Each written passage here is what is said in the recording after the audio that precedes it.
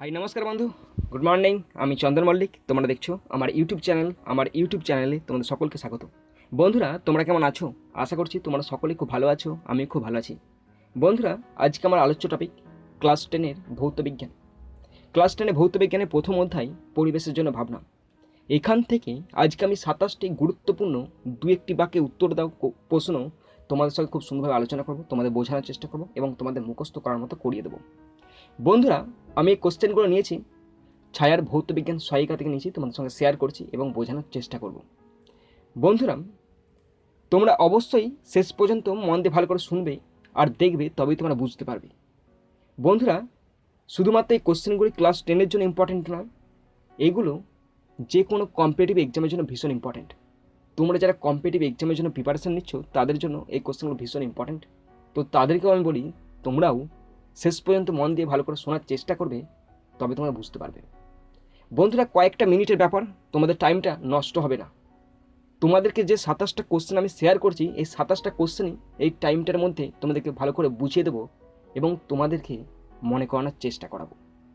বন্ধুরা, তোমরা যদি দেখো তাহলে তোমাদের টাইমটা নষ্ট হবে না। অবশ্যই আমাকে একটু বিশ্বাস করে তোমরা শেষ পর্যন্ত দেখো, তোমাদের কাজে লাগবে। যদি তোমাদের ভালো লাগে, কাজে লাগে, যদি উপকার হয় তোমাদের, তাহলে অবশ্যই একটা লাইক করে জানাবে, পারলে সাবস্ক্রাইব করবে এবং পারলে বেল বাটনটি প্রেস করবে। যদি খারাপ লাগে ডিসলাইক করে দেবে এবং পারলে নিজের বন্ধুদের সঙ্গে শেয়ার করবে। বন্ধুরা, আমি চাই পশ্চিমবঙ্গের প্রত্যেকটা ভাই বোনকে সাহায্য করতে। যদি তোমার কাজে লাগে, যদি তুমি যদি এর দ্বারা উপকৃত হও, তাহলে অবশ্যই শেয়ার করে আমার পশ্চিমবঙ্গের প্রত্যেকটা ভাই বোন, পশ্চিমবঙ্গের প্রত্যেকটা বন্ধু বান্ধবীদের মধ্যে ছড়িয়ে দেবে, যাতে করে তারাও সাহায্য পায়। তো বন্ধুরা, এই কয়েকটা কোশ্চেন তোমাদেরকে দেখার জন্য অনুরোধ রইল, তোমরা শেষ পর্যন্ত দেখে নাও।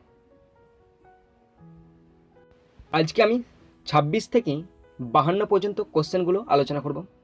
এর আগের কোশ্চেনগুলো দেখার জন্য তোমাদেরকে আমি ডেসক্রিপশন বক্সে চেক করতে বলবো, ওখানে লিঙ্ক দেওয়া আছে, তোমরা সেখান থেকে আগের পার্টটা দেখে নাও। তো বন্ধুরা, আজকে আমাদের প্রথম কোশ্চেন 26-এর কোশ্চেন শুরু করছি। ভালো করে শোনো, তোমরা শেষ পর্যন্ত শোনো। গ্লোবাল ওয়ার্মিংয়ের ফলে কোন কোন ব্যাধির প্রকোপ বাড়ার সম্ভাবনা আছে? গ্লোবাল ওয়ার্মিংয়ের ফলে কোন কোন রোগ ব্যাধির প্রকোপ বাড়ার সম্ভাবনা থাকে? তো পড়ছি, গ্লোবাল ওয়ার্মিংয়ের ফলে ডেঙ্গি, ম্যালেরিয়া, এনকেফালাইটিসের মতো ব্যাধির প্রকোপ বাড়ার সম্ভাবনা থাকে। গ্লোবাল ওয়ার্মিংয়ের ফলে ডেঙ্গি, ম্যালেরিয়া, এনকেফালাইটিসের মতো মারাত্মক ব্যাধির প্রকোপ বাড়ার সম্ভাবনা থাকে। তাহলে গ্লোবাল ওয়ার্মিংয়ের ফলে আমাদের কী কী মারাত্মক রোগ হতে পারে? ডেঙ্গি হতে পারে, ম্যালেরিয়া হতে পারে, এনকেফালাইটিসের মতো গুরুত্বপূর্ণ এবং মারাত্মক, গুরুত্বপূর্ণ তো বটে এবং মারাত্মক রোগ বৃদ্ধি পাওয়ার সম্ভাবনা আছে। পরে কোশ্চেন 27-এর কোশ্চেন, বিকল্প জ্বালানি অর্থাৎ অল্টারনেটিভ ফুয়েল বলতে কী বোঝো? বিকল্প জ্বালানি বলতে কী বোঝো? জীবাশ্ম জ্বালানি সঞ্চয় ও সংরক্ষণের জন্য যেসব অপ্রচলিত শক্তির উৎসকে জ্বালানি হিসেবে ব্যবহার করা হচ্ছে তাদের বিকল্প জ্বালানি বলে। তো কি বললাম? জীবাশ্ম জ্বালানিকে সঞ্চয় এবং সংরক্ষণের জন্য যেসব অপ্রচলিত শক্তির উৎসকে কাজে লাগানো হচ্ছে, জ্বালানি হিসেবে ব্যবহার করা হচ্ছে, তাদেরকে বিকল্প জ্বালানি বলা হয়, যেমন সৌরশক্তি, বায়ুশক্তি ইত্যাদি। তাহলে বিকল্প জ্বালানিটা কি? যে সমস্ত জীবাশ্ম জ্বালানিগুলোকে আমাদের একদিন এসে এমন একটা মুহূর্ত আসবে, এমন একটা সময় আসবে, তখন জীবাশ্ম জ্বালানি সব শেষ হয়ে যাবে। তাই সেই সমস্ত জীবাশ্ম জ্বালানিকে সঞ্চয় ও সংরক্ষণের জন্য কিছু অপ্রচলিত শক্তির ওপর আমরা ধীরে ধীরে নির্ভরশীল হচ্ছি। সেই সমস্ত অপ্রচলিত শক্তিগুলোকে বলা হয় বিকল্প জ্বালানি, যেমন সৌরশক্তি, বায়ুশক্তি, জলশক্তি। 28-এর কোশ্চেন, শক্তির উৎসের দুটি প্রধান শ্রেণীর উল্লেখ করো। শক্তির উৎসের দুটি প্রধান শ্রেণী হলো চিরাচরিত শক্তি এবং অচিরাচরিত শক্তির উৎস। শক্তির উৎসের দুটি প্রধান শ্রেণী চিরাচরিত শক্তির উৎস আর অচিরাচরিত শক্তির উৎস। তাহলে কি কোশ্চেনটা হলো? এখানে বলা ছিল যে শক্তির উৎসর দুটি উদাহরণ, দুটি প্রধান শ্রেণী কী কী? চিরাচরিত শক্তির উৎস শ্রেণী একটা, আর হচ্ছে অচিরাচরিত শক্তির উৎস। পরে কোশ্চেন 29-এ কোশ্চেন, দুটি চিরাচরিত এবং পুনর্নবীকরণযোগ্য শক্তি উৎসের নাম লেখো। দুটি চিরাচরিত এবং পুনর্নবীকরণযোগ্য শক্তির উৎস কি?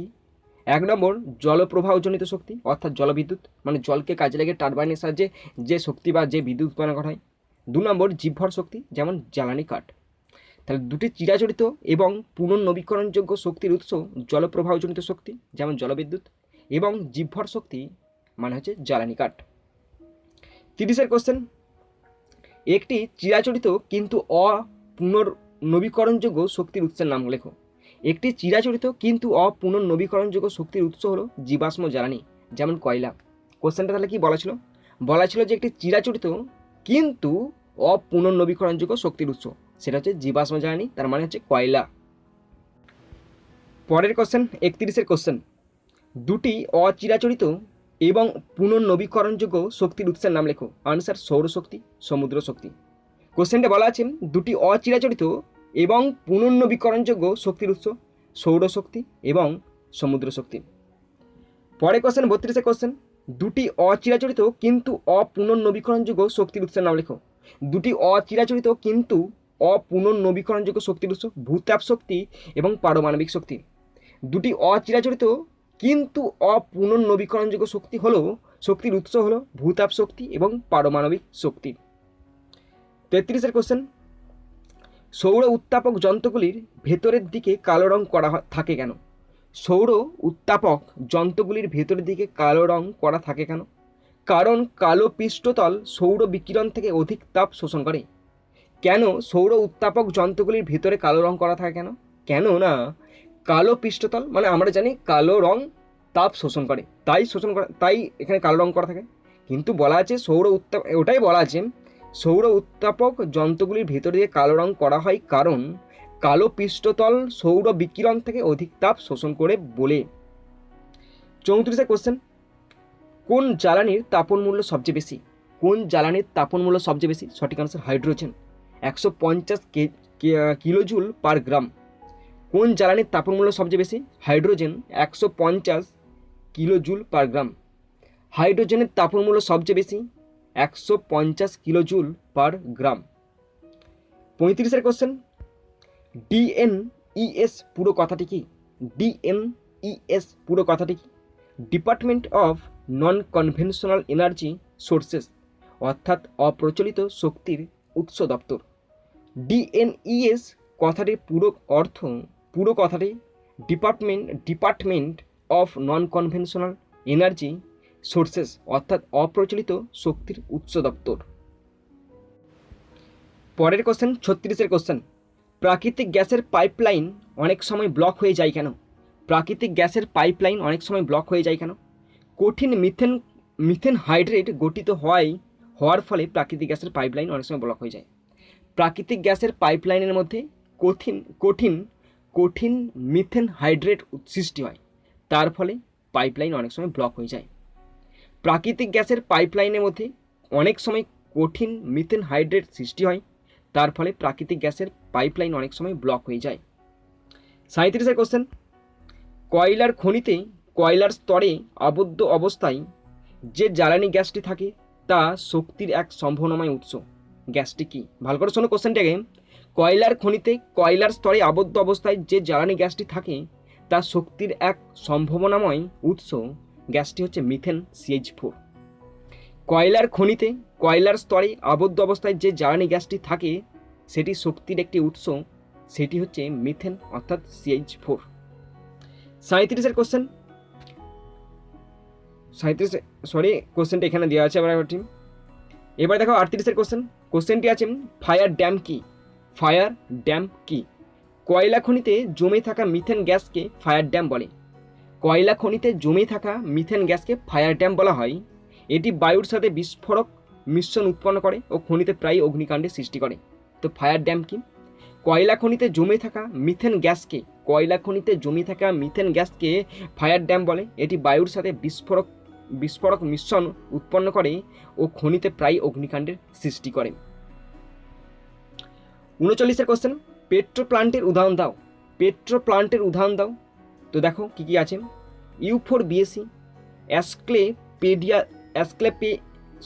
অ্যাসক্লেপিয়াডেসি, অ্যাপোসাইনেসি গোত্রভুক্ত উদ্ভিদগুলির পেট্রো প্লান্টের উদাহরণ। তো কি কি উদ্ভিদের নাম আছে? U4BAC, অ্যাসক্লেপিয়াডেসি, অ্যাপোসাইনেসি প্রভৃতি উদ্ভিদগুলো পেট্রো প্লান্টের উদাহরণ। 40-এর কোশ্চেন, সৌরশক্তি কাকে বলে? সূর্য থেকে আগত আলো ও উত্তাপ থেকে যে শক্তি আহরণ করা হয় তাকেই সৌরশক্তি বলা হয়। সূর্য থেকে আগত আলো ও উত্তাপ থেকে যে শক্তি আহরণ করা হয় তাকেই সৌরশক্তি বলে। সৌরশক্তি কাকে বলে? সূর্য থেকে আগত আলো ও উত্তাপ থেকে যে শক্তির আমরা আহরণ করি তাকে সৌরশক্তি বলে। 41 কোশ্চেন, সৌর বিদ্যুৎ কোষে কোন অর্ধ পরিবাহী ব্যবহৃত হয়? সৌর বিদ্যুৎ কোষে কোন অর্ধ পরিবাহী ব্যবহৃত হয়? আমরা সকলে জানি সৌর বিদ্যুৎ কোষে অর্ধ পরিবাহী হিসাবে সিলিকন ব্যবহার করা হয়। সৌর বিদ্যুৎ কোষে অর্ধ পরিবাহী হিসাবে সিলিকন ব্যবহার করা হয়। সৌর বিদ্যুৎ কোষে অর্ধ পরিবাহী হিসাবে সিলিকন ব্যবহার করা হয়। বন্ধুরা দেখো পরে কোশ্চেন 42 কোশ্চেন, বায়ু শক্তি বলতে কি বোঝো? বায়ু শক্তি বলতে কি বোঝো? তো দেখো আনসারটা দেওয়া আছে, প্রাকৃতিক বায়ু প্রবাহের গতিশক্তি বায়ু শক্তি নামে পরিচিত। বায়ু প্রবাহের অভিমুখে বায়ুকল বা বায়ু চক্র বসিয়ে বায়ুর গতিশক্তিকে ব্যবহার করে চক্রের সঙ্গে যুক্ত টারবাইনের মাধ্যমে বিদ্যুৎ শক্তি উৎপাদন করা হয়। ভালো করে শোনো, বায়ু শক্তি কি? প্রাকৃতিক বায়ু প্রবাহের গতিশক্তি বায়ু শক্তি নামে পরিচিত। বায়ু প্রবাহের অভিমুখে বায়ুকল বা বায়ু চক্র বসিয়ে বায়ুর গতিশক্তিকে ব্যবহার করে চক্রের সঙ্গে যুক্ত টারবাইনের মাধ্যমে বিদ্যুৎ শক্তি উৎপাদন করা হয়। 43 কোশ্চেন, ভূতাপ শক্তি বলতে কি বোঝো? ভূতাপ শক্তি বলতে কি বোঝো? উত্তপ্ত শিলাস্তরের সংস্পর্শে এসে ভূগর্ভস্থ জলস্তর বাষ্পে পরিণত হয়। এই বাষ্পকে কাজে লাগিয়ে টারবাইনের সাহায্যে যে বিদ্যুৎ শক্তি উৎপাদন করা হয় তাকে বলা হয় ভূতাপ শক্তি। ভালো করে শোনো, ভূতাপ শক্তি কি? উত্তপ্ত শিলাস্তরের সংস্পর্শে এসে ভূগর্ভস্থ জলস্তর বাষ্পে পরিণত হয়। এই বাষ্পকে কাজে লাগিয়ে টারবাইনের সাহায্যে যে বিদ্যুৎ শক্তি উৎপাদন করা হয় তাকে বলা হয় ভূতাপ শক্তি। 44 কোশ্চেন, জোয়ার ভাটার শক্তি কাকে বলে? জোয়ার ভাটার প্রভাবে নদীর মোহনায় সৃষ্ট প্রবল জলস্রোতের অভিমুখে টারবাইন যন্ত্র বসিয়ে যে বিদ্যুৎ শক্তি উৎপাদন করা হয় তাকে জোয়ার ভাটার শক্তি বলে। জোয়ার ভাটার শক্তি কাকে বলে? জোয়ার ভাটার প্রভাবে নদীর মোহনায় সৃষ্ট প্রবল জলস্রোতের অভিমুখে টারবাইন যন্ত্র বসিয়ে যে বিদ্যুৎ শক্তি উৎপাদন করা হয় তাকে জোয়ার ভাটার শক্তি বলে। জোয়ার ভাটার অভিমুখে নদীর মোহনায় সৃষ্ট প্রবল জলস্রোতের অভিমুখে টারবাইন যন্ত্র বসিয়ে যে বিদ্যুৎ শক্তি উৎপাদন করা হয় তাকে জোয়ার ভাটার শক্তি বলে। 45 কোশ্চেন, বায়োগ্যাস উৎপাদনের জন্য কোন কাঁচামালটি সবচেয়ে বেশি ব্যবহৃত হয়? বায়োগ্যাস উৎপাদনের জন্য গোবর সবচেয়ে বেশি ব্যবহৃত হয়। বায়োগ্যাস উৎপাদনের জন্য গোবর সবচেয়ে বেশি ব্যবহৃত হয়। বায়োগ্যাস উৎপাদনের জন্য গোবর সবচেয়ে বেশি ব্যবহৃত হয়। বন্ধুরা দেখো পরে কোশ্চেন 46 কোশ্চেন, ভালো করে শোনো কোশ্চেনটি। কোশ্চেনটি বলা আছে, বায়োডিজেল কী থেকে তৈরি করা হয়? বায়োডিজেল কী থেকে তৈরি করা হয়? আনসার পড়ছি, উদ্ভিজ্জ তেল বা প্রাণীজ চর্বির ট্রান্স এস্টারিফিকেশনের ফলে বায়োডিজেল তৈরি হয়। উদ্ভিজ্জ তেল বা প্রাণীজ চর্বির ট্রান্স এস্টারিফিকেশনের ফলে বায়োডিজেল তৈরি হয়। উদ্ভিজ্জ তেল বা প্রাণীজ চর্বির ট্রান্স এস্টারিফিকেশনের ফলে বায়োডিজেল তৈরি হয়। 47 কোশ্চেন, বায়োইথানল কী থেকে তৈরি করা হয়? বায়োইথানল কী থেকে তৈরি করা হয়? আখ বা ভুট্টা থেকে সন্ধান প্রক্রিয়ায় অর্থাৎ ফার্মেন্টেশন প্রক্রিয়ায় বায়োইথানল তৈরি করা হয়। আখ বা ভুট্টা থেকে সন্ধান প্রক্রিয়ায় বায়োইথানল তৈরি করা হয়। আখ বা ভুট্টা থেকে সন্ধান প্রক্রিয়ায় বায়োইথানল তৈরি করা হয়। 48 কোশ্চেন, আমাদের দেশে কোন গাছের বীজ থেকে বায়োডিজেল তৈরি করা হয়? আমাদের দেশে কোন গাছের বীজ থেকে বায়োডিজেল তৈরি করা হয়? আমাদের দেশে জ্যাট্রোফা গাছের বীজ থেকে বায়োডিজেল তৈরি করা হয়। আমাদের দেশে জ্যাট্রোফা গাছের বীজ থেকে বায়োডিজেল তৈরি করা হয়। আমাদের দেশে জ্যাট্রোফা গাছের বীজ থেকে বায়োডিজেল তৈরি করা হয়। 49 কোশ্চেন, কয়লা খনি থেকে প্রাপ্ত মিথেন গ্যাসের আর এক নাম সুইট গ্যাস কেন? কয়লা খনি থেকে প্রাপ্ত মিথেন গ্যাসের আর এক নাম সুইট গ্যাস কেন? কারণ দেখো কয়লা খনি থেকে প্রাপ্ত মিথেন গ্যাসে হাইড্রোজেন সালফাইড গ্যাস অশুদ্ধি রূপে মিশে থাকে না বলে একে সুইট গ্যাস বলা হয়। কয়লা খনি থেকে প্রাপ্ত মিথেন গ্যাসে হাইড্রোজেন সালফাইড গ্যাস অশুদ্ধি রূপে মিশে থাকে না বলে একে সুইট গ্যাস বলা হয়। কয়লা খনি থেকে প্রাপ্ত মিথেন গ্যাসে হাইড্রোজেন সালফাইড গ্যাস অশুদ্ধি রূপে মিশে থাকে না বলে একে সুইট গ্যাস বলে। পরে কোশ্চেন 50 কোশ্চেন, কোশ্চেনটি আছে, ফায়ারি আইস কাকে বলা হয়? ফায়ারি আইস কাকে বলে? মিথেন হাইড্রেটকে ফায়ারি আইস বলা হয়।